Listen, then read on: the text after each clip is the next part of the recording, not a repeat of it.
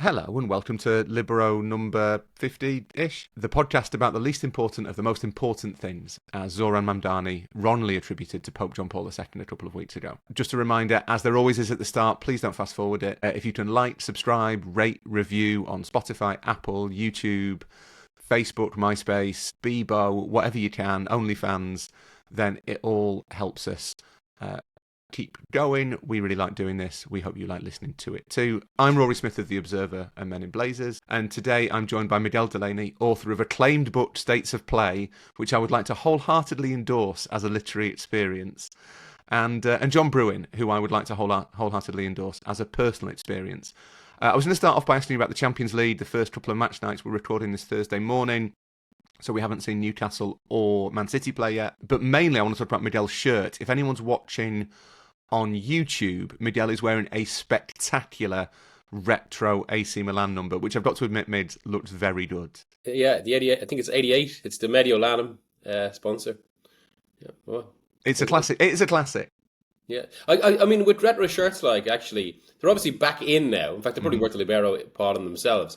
I usually use them for playing football or some sort of sportswear or lounging around the house, which I am doing today. Is it one of those? I've got a Napoli shirt made by NRA, the traditional brand that made them all in the 80s, and it's almost like a wool material. This is actually a classic, and I think it was like the original. This is like the kind of that nylon that was very popular in the mid 90s. What happens when you sweat in it? It's actually been okay to play football in, to be fair, I have to say, and I have worn it on some muggy nights here in Wandsworth. Muggy nights in Wandsworth, yeah, the new rainy nights in Stoke. John, how has the Champions League been for you?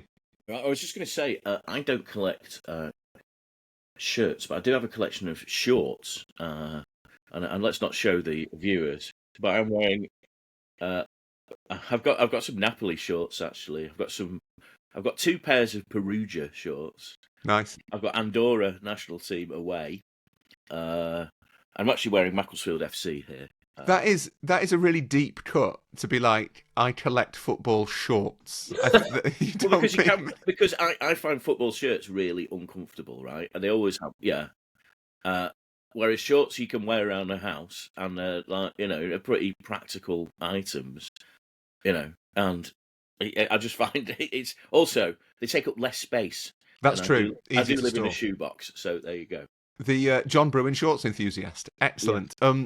Anyway, the Champions League. How has the Champions League been for you? Yeah, actually, I've done a bit of a Rory Smith on it, and the bits I've enjoyed, and I think maybe this wasn't the point of the Champions League expanded group stage, but the more interesting games have come towards the bottom of the 36 teams as we expect them. Maybe we'll get onto Benfica's fun with Karabag and the. Well, basically, it's brought us back Jose Mourinho, which can only add to the wealth of nations. Check out our episode on Mourinho. Yes, of course, yes. And but your boys Bodo Glimt against Slavia Prague, that was a hell of a game. And then a point that we raised, and this banged on TikTok, a discussion Miguel and I had about the changing hierarchy between Belgium and Holland. You've been big on Belgian TikTok, haven't you? Yeah, and the Dutch did not like this. With Saint-Gillois, Tony Bloom's boys, demolishing PSV. That was a great performance. And I was just doing some research for a piece I was writing, and some great, and the coach of Saint-Gillois described it as, which I thought was very funny, as total football from his team, which that's a good kiss off, isn't it? Yeah, it really is. I think Mids obviously and I disagree a little bit on the format of the Champions League, but one thing that I do think it has done accidentally, it's absolutely not designed this way, it does seem to have empowered certain clubs to kind of aim for qualification in a way that I think wouldn't have been possible under the group stages. I've had a good week, not just because of Bodo, John, but because on the radio on Monday, I kind of offhandedly just said that I thought Karabag wouldn't be as bad as everyone was assuming, because I saw a bit of them in the Europa League last year, and they're a pretty good team. They gave Leverkusen, I can't remember if it was a year ago or 2 years ago, they gave Leverkusen a really good game over two legs, and I thought they'd be all right. And by all right, I kind of meant they might get 7 points and not disgrace themselves. And they went and won in Benfica. And Chris Chris Sutton, who'd laughed at me mentioning Qarabag as hipster nonsense, was forced, I think, to apologise to me on national radio. I was on that episode, actually. I was on BBC the very next night after the Bilbao Arsenal game. And yes, Chris was forced to eat his words, as he put it. That is in many ways it's a public service to Britain. I mean, that's the real victory of the Champions League this week. I think this season, mates. How was Bilbao? I very much enjoyed it. Didn't want to come home yesterday. Is that partly because it was your birthday in Bilbao? It was my birthday in Bilbao, and I had a great day. Basically walking around eating.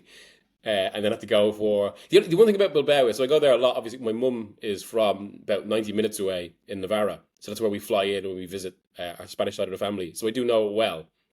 But it is quite... Anytime there's any sort of event there, like a football match, it is difficult to get to. So I had to come home through Barcelona, Bilbao, Barcelona to Gatwick, because obviously all the Arsenal fans had taken up the direct flights. And yeah, that was the other thing that spoiled my day, because prior to that, I was having a great time wandering around, eating pinchos. Back because of it, I knew the flights. I backloaded my work on the day onto the flights themselves. But yeah, it's also actually one more serious Libero-related point. On the Monday night before the game, Athletic Club, as is their official name, they invited all the English media present to an event in the stadium, where basically they just wanted to kind of like put on a presentation about the club. And put on food and drinks, and like the sporting director was there, their kind of main cultural officer who does loads of stuff like this. So every year Bilbao run a festival like for football films, football books. Yes, I did bring a copy of the book, but it was also because I've been half Spanish, I know it all well. You guys know the tradition of Athletic anytime too. But a lot of people aren't necessarily aware, especially because Athletic maybe aren't on the public consciousness as much as they were even 20, 30 years ago. And it did strike me, like a lot of the travelling pack got a lot out of it. Also, to be talking to a sporting director in that context is different. And I was struck how few clubs now do this. I mean, probably because they don't have to be bothered. If you're one of the super clubs, you can maybe give stuff to one of your influencers or something like that, or one of the influencers associated with the club. That's how to get a message out. It's interesting because I had a good relationship. Athletic have always been really good at telling their story. Their comms people are excellent at kind of saying, and this isn't just like that they give stuff to journalists, but they're open to ideas. I think they do work with content creators and influencers as they should. I think they're obviously connected into their fan base and stuff. But I remember talking to a friend of mine at Sevilla when Sevilla were better than they are now, and he said that they'd basically worked out that if they wanted to grow their kind of brand awareness, they had to engage with English-speaking media or English-speaking outlets because the Spanish papers weren't really bothered. So Marca and AS only care about the two Madrid teams, and they only really care about one of the Madrid teams. Mundo Deportivo and Sport obviously only care about Barcelona. And he was like, well, so their policy, this would be a few years ago, their policy was kind of, we are moving away from trying to engage local Spanish papers, and we are dealing with our local papers, our local outlets in Seville, and we are dealing with the international media, because otherwise we don't get a chance to tell our story. And I agree with you. I find it surprising that as football kind of shifts into more of the clubs are just content. They're content machines. That's all they are.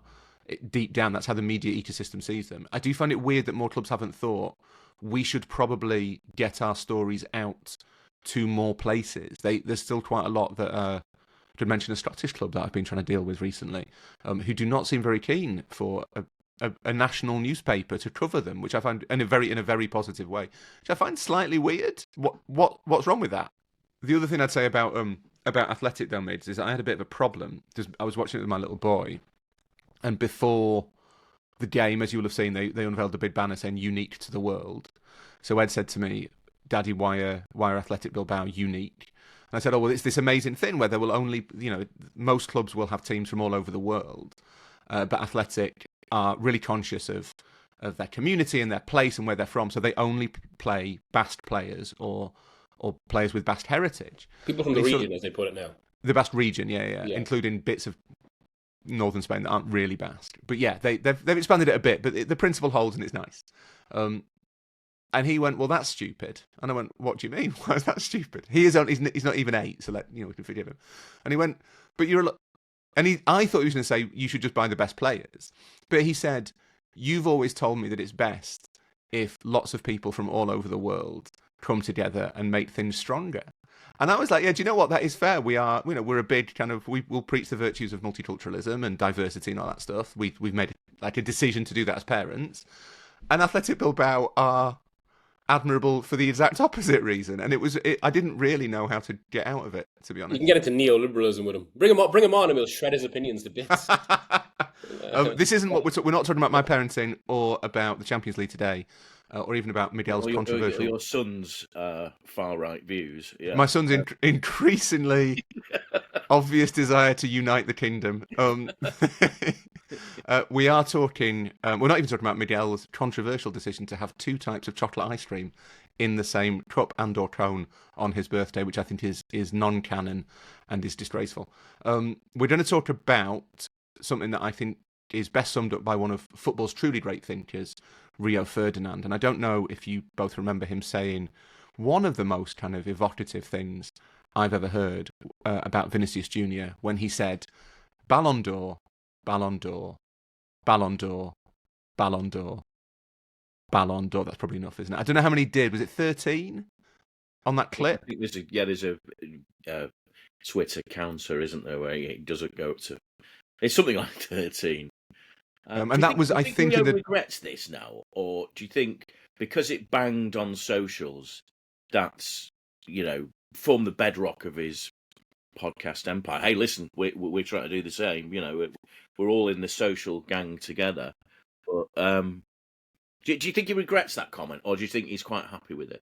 I don't know if Rio Ferdinand regrets anything he's ever said. Okay, fair enough. That's a good point. I might be being a bit harsh. It's a good clip. You should find it. It's very funny. Excellent, yeah. But it is the capture something, It really does. It's the Ballon d'Or on Monday, and that's what we're going to talk about, John. It's the Ballon d'Or on Monday, and I do think, as you say, that clip is quite illustrative of kind of where the Ballon d'Or sits in the the modern football cultural ecosystem. I think that was in the Champions League final in 2024, wasn't it? Was it after the goal that Vinicius scored? Making 2-0. And it reminded me a little bit of when the BBC, this is a slightly British reference, of when the BBC covers a minority sport and someone wins something and they immediately treat that sport as a qualifier for the Sports Personality of the Year.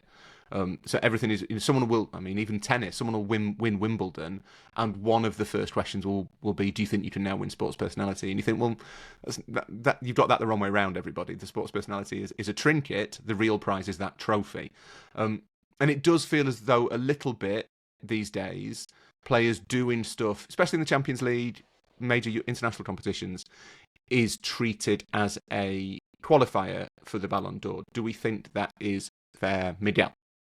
Yeah, I think that has definitely happened. I think it ties into it ties into all the themes we talk about on the pod, I suppose. Neoliberalism, as we just mentioned there, the kind of growth of super clubs, and like the way football is obviously the most popular sport in the world in all terms, but also at the very top where it has this kind of now element of super glamour to it as well. And tying in with that is naturally then the extreme promotion of individuals and stars. That's part of this sort of ecosystem.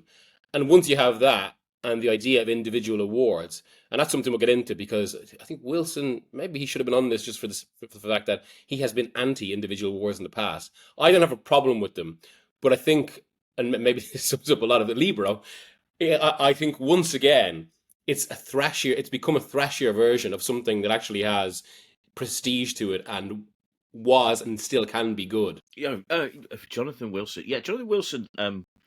I was trying to do some research for this, and I thought let's go and just look at the more obscure winners of this award, and they would be Alan Simonsen. I think won it in 1977. We've got Oleg Blokhin, 1975, and the most obscure of all, Igor Belanov, 1986. So I thought, I'm going to read the Bible of Eastern European football as written by Jonathan Wilson. And he barely mentions the European football of the war of these, but they played for Lewandowski, you see. Both those players, Belanov. His boys. And Blokhin. So that's to do, and of course, Jonathan, let's not get the 10-part series of Lewandowski. I'm sure he's done that one elsewhere. But somewhere in his empire. I suppose the fact is those players were part of the collective and maybe kicked against that idea of the team, which obviously is the essence of the Lewandowski philosophy. But I suppose, yeah, the Ballon d'Or for me. I mean, talking of other great football philosophers, someone who actually do like listening to Michael Owen, who I think is really quite an engaging talker when he's talking about himself. Because he's got that sort of honesty, hasn't he, about himself? And there's this weird retroverted thing that him and I think even Rio Ferdinand have talked about. Oh yeah, Michael, when you won the Ballon d'Or in 2001, no one in England really knew how big an award that was. Well, I'm terribly sorry. Those of us that were paying attention have always known how big it was. And if you go back to the first winner in this, of course, is Stanley Matthews, who sort of handed it for essentially, having a great career. You've got that Manchester United were known for having 3 European Footballers of the Year in the 60s. It was a hugely prestigious award that English players didn't tend to win too often. Kevin Keegan won it, of course. Or British players didn't, because it's a continental thing. It was a massive thing. And if you were a reader of World Soccer or Football Monthly or whatever, this thing meant an awful lot. And to say, oh yeah, no one really understood how big that was, I think that's a little bit off. It's a huge deal. I agree. And I remember, growing up in the late 80s, early 90s, when you'd be consuming all manner of football media, it was always there in the pictures. And it was a much more restrained Ballon d'Or trophy, a small little ball, which I suppose is reflective of a bit. And it was mentioned a lot, but also there was a gravitas to it. Yes. And I think what maybe Michael Owen and Rio Ferdinand are getting at is that where it was previously an old world gravitas, it's become instead this kind of modern glamour, where there used to be kind of, I suppose, a kind of a solemn respect for it. Now there's loud noise.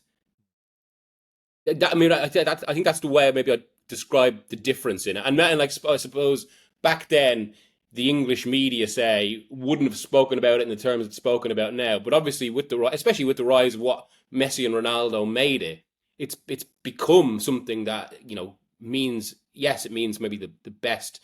Well, we'll get into this as well, I suppose, what it's actually representing, the best performing player in a given year.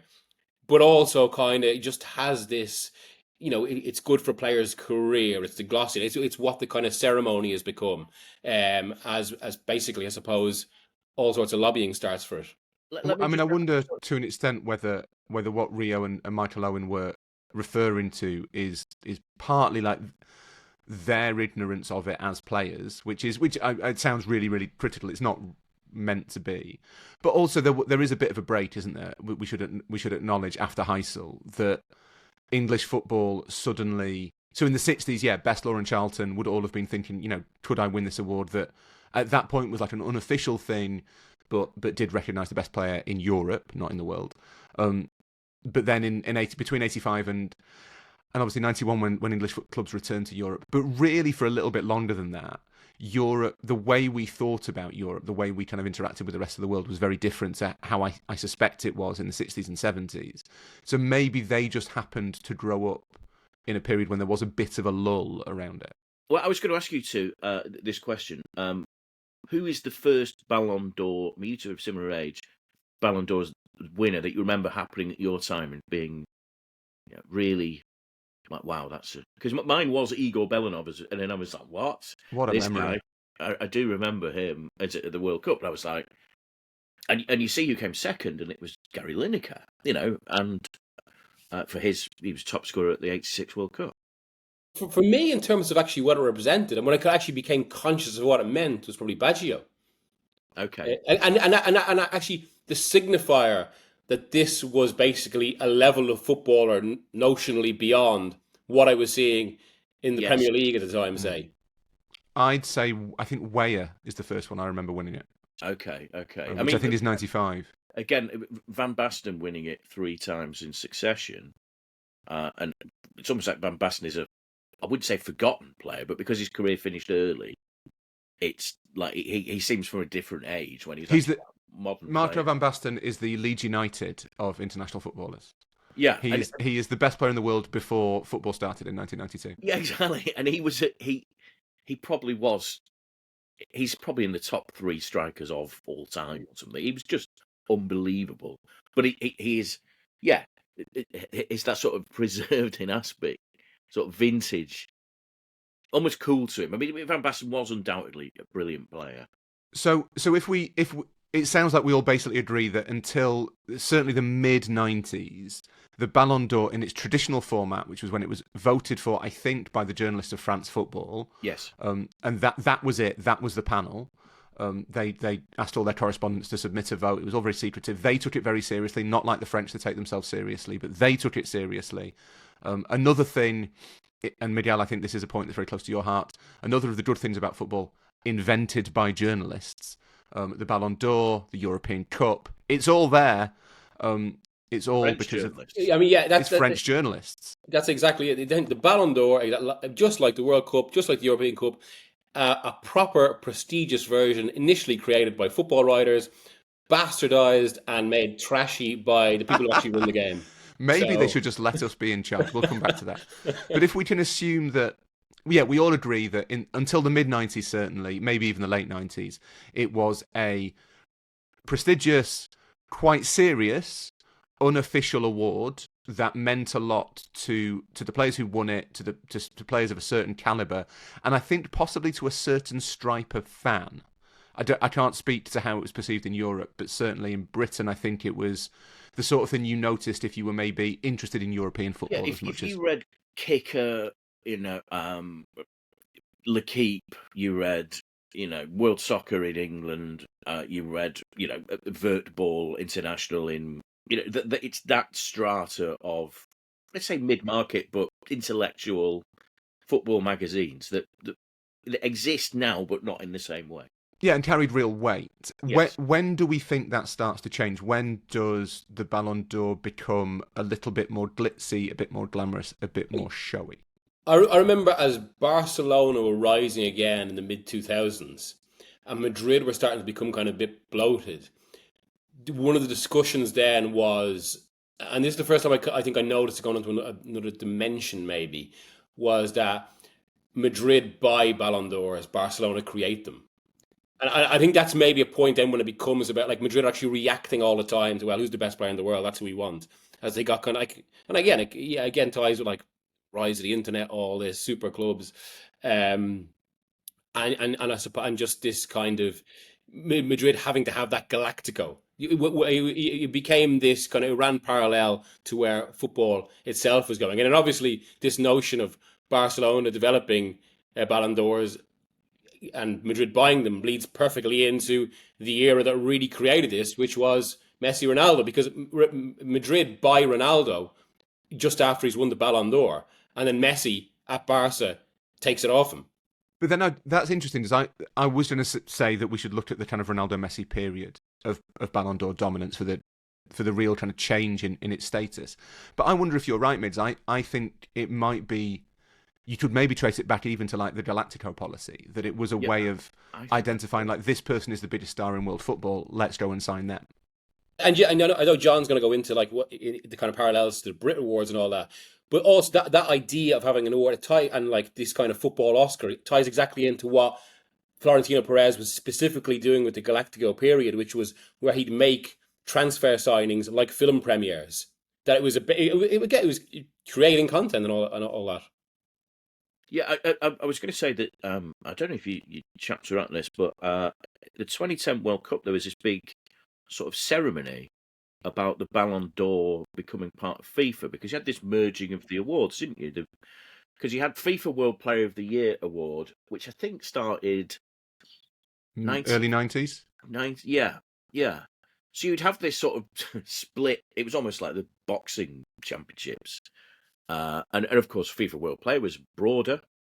And then, of course, the Ballon d'Or became world, beyond Europeans. And then they merged, and there was this, event. I think it was at Soccer City in the bowels of that enormous stadium.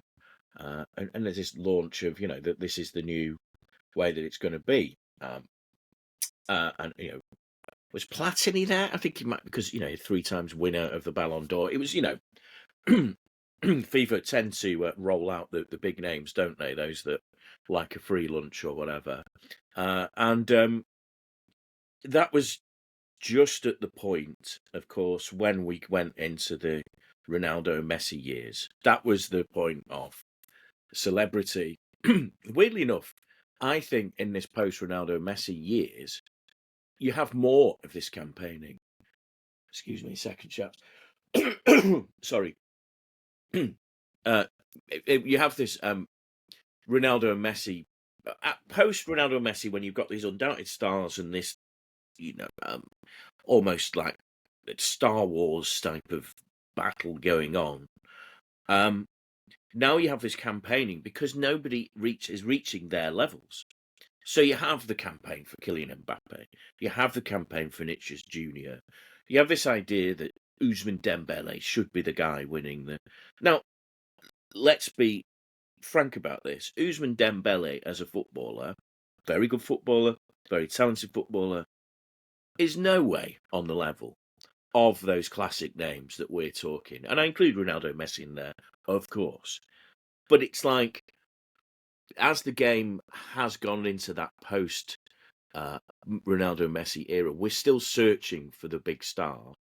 And this appears to be part of that chase for the big star. And I think sometimes, actually, Rodri winning it, which, was actually quite a nice development, because it was like the best player in the best team. Well, maybe we're in a team era now, but you've got the team era at the time when individuals matter more for marketing and stuff like that. So the game is contravening what this star system is operating at. The Rodri victory was actually, I thought, a very old-fashioned victory. Like, it was like a throwback to the 60s in the sense of this is the MVP, to use the Americanism. He was the best player, or the best performing and most important player in a team that had a big achievement. And to my mind, that's what the Ballon d'Or always should have been. And to be fair to Messi and Ronaldo, who did obviously change this, I mean, the thing there was, you couldn't dispute it with them. They were both obviously the two best players in the world. I would have always had Messi ahead by a bit. But in the years they won... Put that up for TikTok, see how that does. Yeah, there we go. By a significant bit. But the years they won it, they always did something worthy of the Ballon d'Or. Like, it was undisputable. Like, be it kind of Barcelona winning the treble with Messi at the centre, Ronaldo being at the centre of a Madrid Champions League, Messi's kind of ludicrous amount of goals in 2012. Like, they weren't just winning it by default at that point. And it's why it's so interesting now. I mean, Modric was maybe a bit of a turn back, but I think Rodri was much more representative of that old-fashioned Champions League. And I have to say, if I had a vote now, I would. I'd probably go Yamal, actually, and maybe after Yamal, Kvaratskhelia, who I thought was more important actually than Dembele. It's interesting because I think that tension that you talk about, basically everything gets kind of contorted by Messi and Ronaldo, doesn't it? Because it was really hard for probably 15 years to make any sort of case that one of those two wasn't the best player in the world in any given year. But there has always been a bit of a tension around what the Ballon d'Or is. And actually, John, I'd take it back to the original sin of Stanley Matthews, who gets it for his career. It's like the first one is what do they call it? It's like a Lifetime Achievement Award at the Oscars, isn't it? Scorsese getting it for The Departed. Yeah. The Departed is brilliant. The Departed is brilliant. Yeah. But Stanley Matthews in 1963 is not The Departed. That is his. Someone will have to fill this in for me. His taxi driver was the 1953 FA Cup final. Yeah, it was 55. It was the first year of the European Cup as well. So this kind of the 55 being maybe the true birth of modern football. Maybe there's an episode. I think Blackpool were playing in, but they should have been. It would have been great had Blackpool won Toronto Europe. But other than that was a slightly glib point. But you do have this tension between: is it an award for the most talented player? Is it an award for the most important player on the best team, as Miguel says?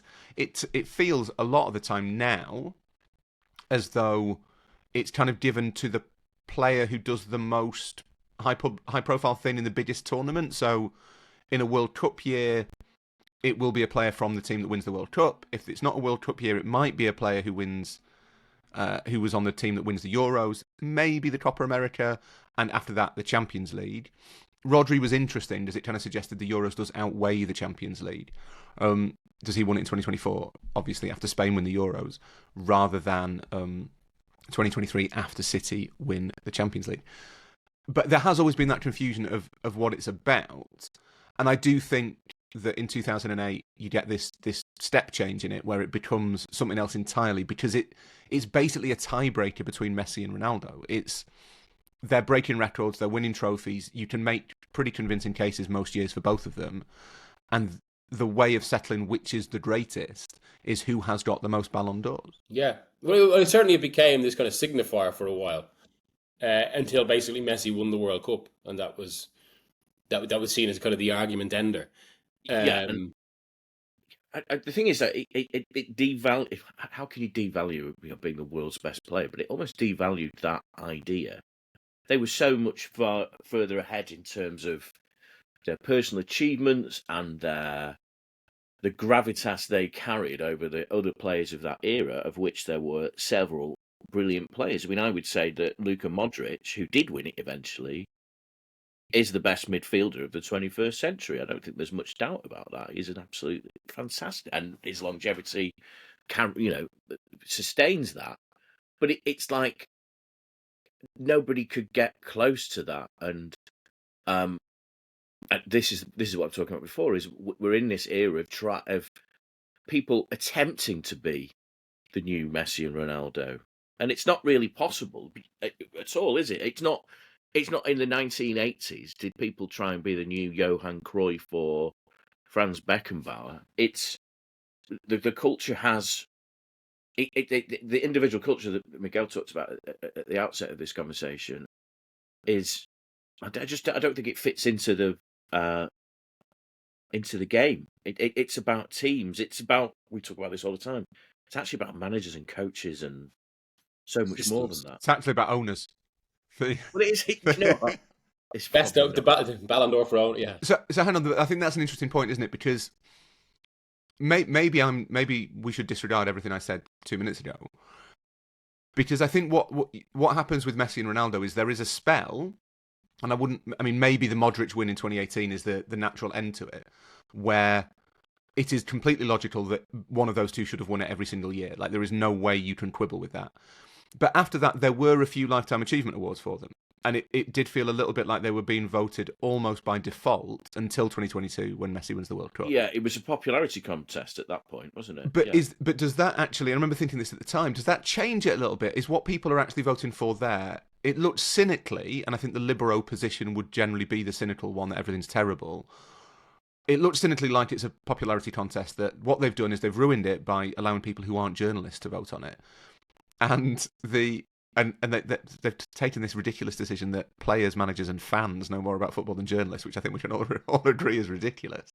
But it looked a lot like a popularity contest. But was it actually a way of people voting for who they think is the best player at football in the world, the most talented player? Because even between, say, 2019 and 2024, that was Lionel Messi. Lionel Messi was the most talented footballer, still. Even if Barcelona weren't winning, or PSG weren't winning Champions Leagues, even if Argentina weren't winning World Cups until 2022, or Copa Americas, although I think they were, to be fair, it was very much kind of, well, you can't vote for anybody else because he's better at football than everyone else. There's a really striking thing there, and just as you mentioned the words "most talented," it kind of prompted me to come back to a point I wanted to say that I was kind of putting in the notes. Like, yes, there probably is some sort of logic or merit to the idea of saying, right, if we want who is the best pure footballer in the world, regardless of who has the best talent right now. But I don't think that's what an award like this should be about, because of the idea that, I suppose, talent doesn't have the same meaning if it's not actually being applied to its fullest. So I know it's a bit like that scene in Dead Poet Society where Robin Williams is talking about what makes a great poem, or he's deriding the idea of what makes a great poem, where Because all poetry is terrible. Yeah. the graph meets. But there has to be an element of that in this, because it's almost about like the talent of a player and the level he plays at, and at what point did he apply that talent? Which is why, like, yes, Messi might be the best player in the world in, say, 2017, but if Barcelona don't win the title and they get knocked out of the Champions League in the quarterfinals, as they did by Juventus, then what's the point of that talent? But that talent didn't have the same effect in that given year, so you have to look elsewhere. And Ronaldo did win it that year, hence I think its best element is an MVP. But obviously, the MVP, because the game is so fragmented in terms of its many actual team trophies, it has to be almost an amalgamation of all that and looking at all that in its totality, which is why tournaments still kind of have this, disproportionate effect, I'd say rightly. And the Champions League obviously has this disproportionate effect. What must it be like being a player like, say, Mohamed Salah? Yeah, who, the best of his times of his career, I mean, he's still a good player now, of course, were probably during that Messi and Ronaldo dominance. And Salah, who was pulling off feats of goal scoring and, winning the Champions League and, helping win the first time. And it's like you haven't really got a chance of anything other than maybe splitting those two up. It's. But I suppose the question is who of that era was able to challenge that? Lewandowski's the big one as well. I mean, it was ridiculous they didn't give it to him in 2020. Well, that's why he's so sore about that. And Robert Lewandowski, who I think we've probably all spoken to at some point, is a very, very reasonable man. He's slightly tunnel-visioned, as all footballers tend to be. Tom Brady sort of effect about him these days, yeah. Yeah, but he definitely deserved it in 2020. Bayern won the treble. And they cancelled it because of COVID, which didn't make any sense at the time because they were still playing football. It felt maybe like, the French were taking themselves just a little bit too seriously there. But he's really, I think genuinely, kind of it rankles with him because he was very much of the view that should have been his for the season, but it would also, I guess, have had the function of being a Lifetime Achievement Award. It was recognition that for a good spell of that Messi-Ronaldo period, Lewandowski was probably the third of the three. Yeah, he's been the best centre forward for the last 10, 15 years or whatever. And that's, I suppose that's when these awards, what are they for? I suppose that's what we're asking from the outset, isn't it? Well, I think the other thing we have to get into is the fact that all the players we're talking about are attackers. Just there is an obvious attacking bias in the voting. And I guess your explanation for that is that they're the players that illuminate the game the most. They're the ones that get the fans off the seats. They're the ones you pay to watch, rather than Paolo Maldini. That's how it's always defended. I don't know if that stands up. Also, the idea that you're a better footballer if you're an attacker, because it's about creation and defending is about this. Obviously, the modern game has warped this, and we've had defenders that can go. But that has probably, as someone who spent a lot of my career as a defensive player. But you've got an eye for a pass, Delaney. Thank you. Yeah, you're all right. You're doing okay. I've thought at various times we've had a bit of feedback that means I'm not allowed to mention the player or club in question. But I think maybe not for the Ballon d'Or, but I think you certainly could have made the case at least once in the last, say, 5 years that the best player, in the sense that they're the best at their job in the Premier League, was a goalkeeper. But if you say that, people are like, well, don't be ridiculous. But you thought then, well, why? Why can't the best person at their job in football be a goalkeeper? Have you seen these things on... I presume it comes from TikTok, but you see it a lot on YouTube now, where they ask famous footballers of their favourite players, and they do this thing where it's, this one against another. Oh, yeah. So it's, winner stays on. Yeah. Roy Keane versus David Beckham. Oh, I'll take Roy or whatever. And Maldini is the one defender that they always sort of go, oh, yeah, Maldini.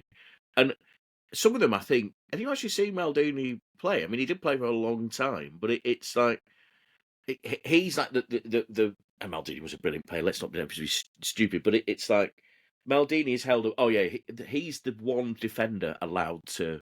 Well, maybe Cannavaro was better. I mean, he did win this. Baresi.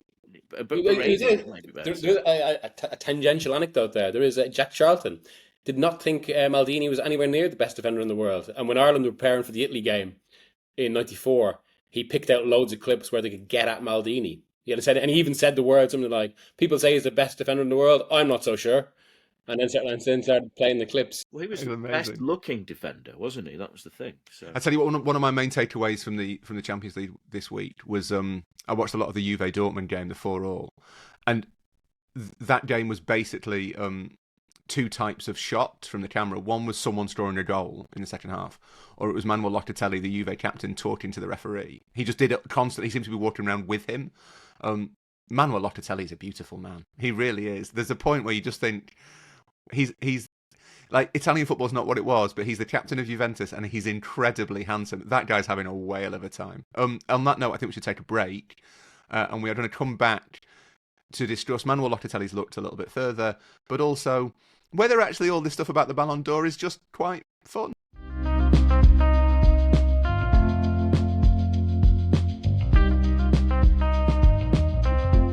Just to check, actually, have either of you two voted in the Ballon d'Or? Never had a vote. I did once write a piece on how in 2015, I think it was also the first time I attended the awards. I wrote a piece on all the lobbying around it, which actually it's at in 2015, it was obviously nowhere near the level it is now. And Henry, who did have a vote, came up to Henry Winter. Yeah, I must say, Meg, I'd never, I haven't been lobbied too much. But that's because Henry's the most upstanding man in the world. You wouldn't be lobbying Henry. That you'd be lobbying people of less moral virtue. John, what about? I mean, I'm presuming you haven't voted, because I think Henry has the British vote. No, well, I of course bow to Henry's judgment on this, and always will. I am available for lobbying, but don't have a vote. What's it like going? I've written about it, Midge, but I've never been. I've written about the the secrecy around the votes when they come in that France Football maintain, again because the French like taking themselves very seriously. But I've never been. What's it like? So I've been to two of when it was the FIFA ones in 2015 and 16 when Messi reclaimed it. I remember that was seen as big at the time, and I was actually seen as an argument at the time. And it was around the kind of Bar Olac, the infamous. It was that area, and then I've been to the best when it was in London, which obviously isn't the same thing, but it's what they're going for. And it had, by 2015-16, it felt like it had become something else. I mean, like, they always had a famous showbiz host, and actually that was, so we were in the bar afterwards. Define famous showbiz host. Are we talking Dale Winton? So what, okay, maybe I'm doing the man a disservice here, and I know he's a big football fan. So obviously they've had Idris Elba since, who's obviously has been, there or thereabouts as regards A-list status, to use a very football phrase for that industry. But we had James Nesbitt in the first one I went to, and he came drinking with us afterwards. Is that right? Yeah. It was, that was some scene. It was me, about 5 or 6 journalists in the bar afterwards. And then loads of legends, like Hidetoshi Nakata, just with his entourage. There was a few other players that ilk, kind of big mid-2000s players. Then James Nesbitt, who just turned up beside us and mostly spoke to Paul Hayward about horse racing. What would James Nesbitt and Hidetoshi Nakata talk about, do we think? Do you think Hidetoshi Nakata was a big Cold Feet fan? I can imagine that. Well, he did play for Bolton, so I suppose he... That's true. Do you want to talk about Hidetoshi? Should we have a chat about Bolton? Do you want to talk about the Middlebrook Retail Park? Does it feel... In fact, I think I have been to one, I think. I'm sure I remember a glitzy event and a mixed zone scrum afterwards. Yeah, it was in London. That might have been the best, to be fair. I genuinely completely forgotten that. I've been to one which was... Do you remember this one, the Golden Foot, which was in Monaco? Do you remember this? And this was for players who were... It was slightly spurious, it was over 28, but it was almost like a career thing. And I went to one, certainly one where Ronaldinho won it, when Ronaldinho was on the way down. And then you had all these other events. I'll tell you who else was there, because it was in Monaco. Prince Albert was sat on the next table to me, so there you go. The Golden Foot sounds a lot like an award for a particular type of fetishist. Well, we won't go into that, but they were giving away free condoms at that event. That's true. Prince Albert is a campaigner for HIV against HIV, I believe. Anyway, there you go. Check that It's legal. taking a turn. Yes. So someone legal that, yeah. Yes. No, and but what they did there is they combined it with legends being there. So I met Franz Beckenbauer, I met Francesco Totti. In fact, Totti won the award one year. So yeah, these events, it's the scrum around the people Yeah. that is the big. That's what people are there for, aren't they? Those Italian camera crews that run over and fight with each other over some little, what Ronaldinho is going to say. I also saw the aforementioned Oleg Blokin getting drunk with Poland's Boniak, which was a great sight. That is what it. So I have a similar one. It's not quite the level of the Ballon d'Or, although the PFA would have to say it differently. The PFA awards, which it goes to every year, that used to be quite a stuffy, old-fashioned kind of British event, you'd say, which was a 4-hour long event, and everyone seated at dinner tables wearing a tux. And apparently, once they had the COVID break, the players didn't really like that. They didn't want to be sat in a room. And basically wanted to, quick ceremony and go on the lash a bit. Now, it's actually worked against them because it used to be at the end of the season, so it was a big night for EFL players who'd finished their league, whereas now it's in August because they can't really find a date. But they've gone from that now to it's an hour-long ceremony in kind of like a cinema-style room or a kind of a theater, and then they have like a drinks reception. And the first new one of those I went to was classic because it was all the old boys, Neil Ruddock, Kevin Campbell at the time, the late Kevin Campbell suddenly, who were still members of the PFA, Liam Brady, and they were all just basically on the lash in the corner, which was quite nice to see, actually, and probably what something like that should be about. But equally then, the PFA, just as you mentioned, the kind of Italian camera crews, John, it's a bit like that. I mean, obviously, they've got a red carpet now with all sorts of, social media content people, like Libero, you might say. Well, you just wait till we take our TikTok down to the red carpet at the PFAs. I do have a sort of tangential theory that the PFA has always been a really prestigious individual award. There is a Football Writers Award, which obviously I think we could all agree is more important. But that, I think, has taken on it's had a bit of a new lease of life. Because there was a point in around, like, I don't know, maybe 2009, 2010, when players kind of stopped turning up and managers stopped coming a little bit, and you could tell it was just a bit of a harder sell. But they've really kind of managed to turn it around, partly because a friend of the podcast, John Cross, the chairman of the FWA, I think they've put a lot of kind of work into it. But I wonder to an extent whether it's because, to this generation of players, individual awards really mean something. Like they obviously want the accolade from their peers, as they always have. The PFA has always been prestigious. But I wonder if the FWA, they've looked at it and thought, well, actually, that is recognition from a group of people who we generally hate. And that means that, but they are kind of around the game. It is an award that has a long and rich history. So I wonder whether there is a broader uptick in players being more concerned by individual awards. And do you know what? I'm going to say I don't think that's a bad thing. I agree with Miguel that it does reflect the showbizization of football. It does probably reflect the tension between individual prominence and a team sport, and I think there is an element of it where a lot of it's driven by like marketing necessities rather than like sporting imperatives. But we've been talking about this for like 50 minutes. It's good, it's fun, it's interesting. This is an interesting thing to be able to talk about. Yeah, and I was going to talk about how you compare it to awards in other spheres. So the interesting thing about this campaigning that you get from Real Madrid now, or you're having for Dembele for PSG, from PSG, that goes on in the Oscars, it goes on in the Brit Awards, I imagine it goes on in the Ivor Novello Songwriting Awards. It's this... The London Press Awards. What's that? It goes on in the SJA, not the FGA, the FSA Football Writers Awards, where some close to this podcast have been known to use their social media to rally for votes. Yeah, and the thing is though, in each of these things, do you need an Oscar to tell you that films are great? Not particularly. No. Do you need an award to tell you that football is? Did we actually need an annual award to tell us that Messi and Ronaldo were the best two footballers in the world. Not really.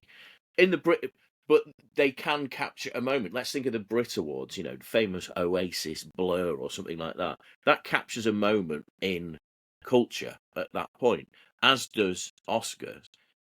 And that's maybe what these awards do in football. And the funny thing is that football, that slightly stuffy image that you have. I remember watching the Best Awards. I think this was in 2020, just pre-lockdown. I was watching it with a friend of mine, a female friend of mine, and it was like watching the Brits with her or something like that. It was just like the way that it was rolled out and the way that it was all done. I think maybe Ruud Gullit was the presenter or something like that. It shows you that football is show business, which is something that even Jonathan Wilson is going to have to accept that. At some point, maybe maybe on his deathbed or something. Yeah, but to be fair, have you seen those history videos he's doing where he's walking moodily along a beach? I think Wilson is embracing the showbiz. Yeah, but I think he's trying to be like. Remember those TV programs used to get like war walks or something like that, where you'd have some like old sort of Shakespearean actor walking around describing the Battle of Bosworth Field or whatever. I think that's. Well, I mean, I to be honest, he's a man walking on his own on a beach. I assume he's practicing for faking his own death, but that might be slightly wild Stonehouse of Libero. Yes. He can't get out of doing podcasts with us, so he's got to leave for Panama in a canoe. The one thing I would say about the Oscars parallel is it does feel as though the Oscars rewards something else, and the lobbying and stuff around it is a problem, and that's definitely true of the Oscars. It's certainly true of the Ballon d'Or. The Oscars rewards like the films that win Oscars are not the films that make the most money, and it's quite a nice like natural corrective.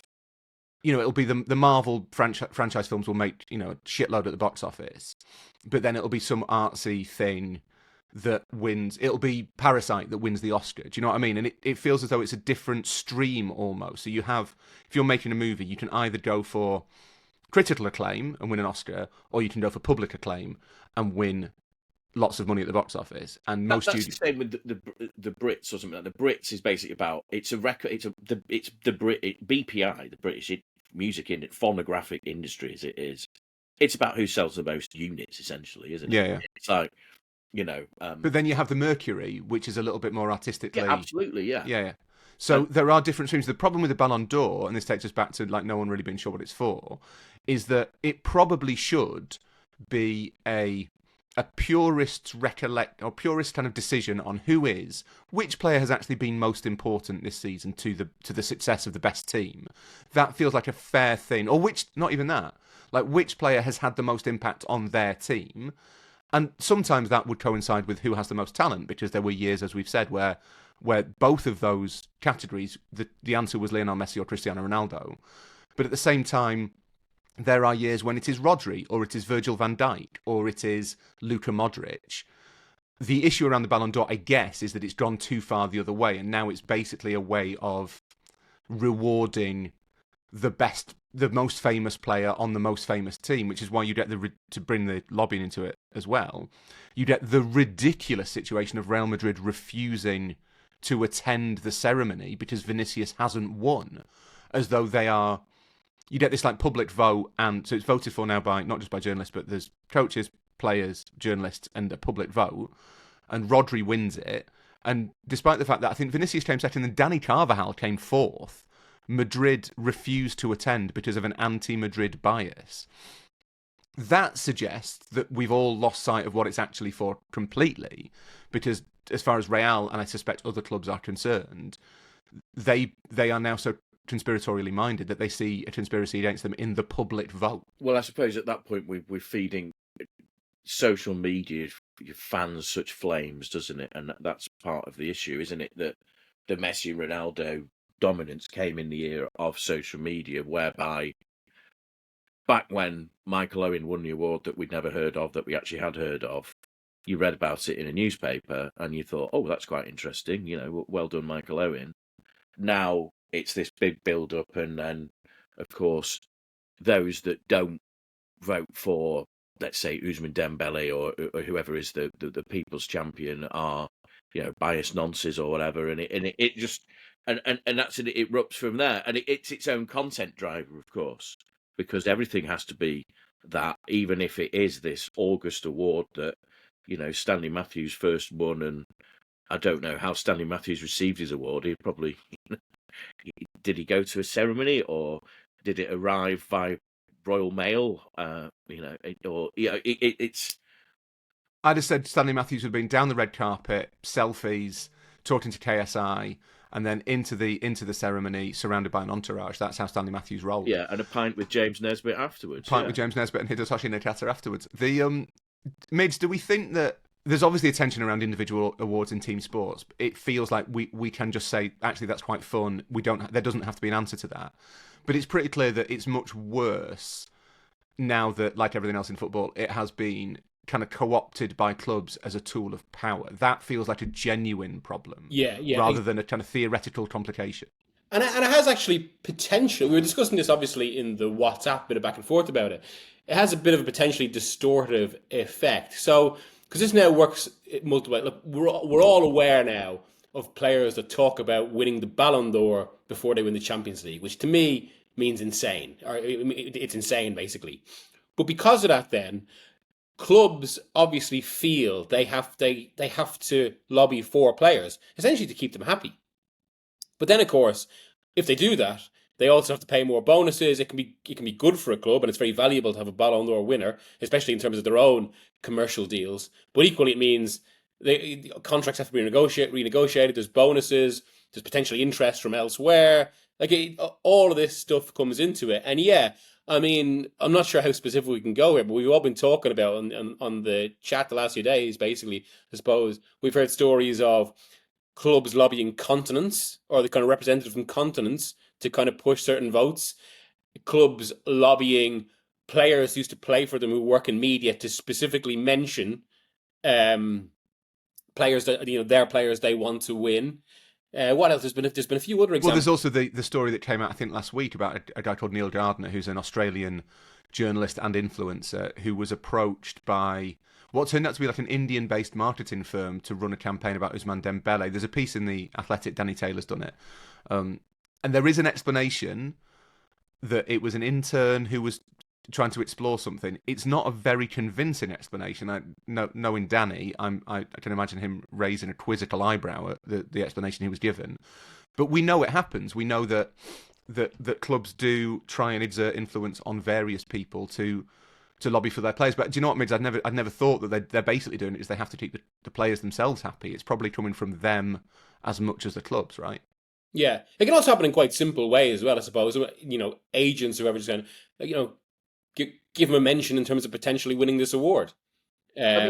Was there lobbying when Igor Belanov won it, or Florian Albert in 1960? Oh, the politics around Albert would have been ridiculous. Yeah, but that's why it did feel much more prestigious, because it was basically just, okay, so maybe potentially, I don't know the journalists who voted at the time, potentially maybe stuffy men who took themselves seriously, which Libero could never be accused of,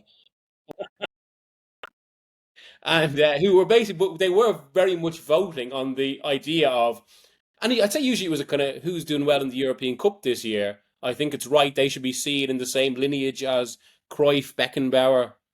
Well, I think initially the way that France Football conceived of it was that they had correspondents all over Europe, and that they wanted to see if you could kind of put a mosaic together of who was considered from the various different. We are all conscious of our limitations and our perspectives. We focus much more on the Premier League than we would do if we were all German. Do you know what I mean?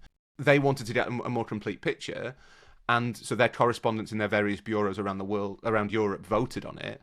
And I can imagine there was a little bit of a, the Hungarian guy probably lobbied for Florian Albert a bit more than the Spanish guy. The Spanish guy might have wanted the original Luis Suarez to win it or whatever. So it wasn't ever designed to be like a scientific answer, but it was a much more complete picture. But it sounds like what we've decided is that it would be better if they just let journalists vote on it. I mean, I would say France Football, which is now monthly, if I'm correct, rather than weekly, we used to run at The Guardian, play Team of the Week from the Premier League And I must confess, I've knocked that up in, in 2 minutes to be sent to them. So, as we know in journalism, things aren't always that scientific, are they? And often done off the cuff. And so, but it has to be subjective, and I think that the initial way it was decided was obviously subjective. It wasn't pure, but maybe it was a little bit cleaner and a bit clearer than it is now. Because it has become, as it's.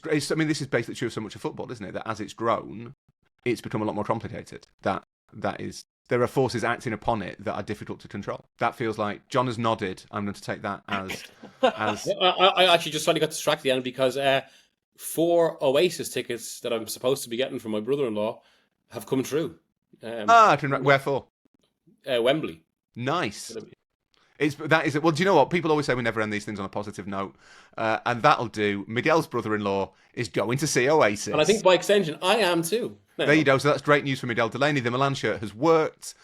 Thank you, Miguel. Thank you, John. I'm sorry to hear you going to that, Miguel. But there you go. John will take that as a punishment. That's a really negative end for John Brewin. Thank you, Tom, producer Tom, who turned up halfway through. I'm not quite sure what you've done, but hopefully you can press stop on the record. Thanks for listening. We will be back with you next week. Powered by Riverside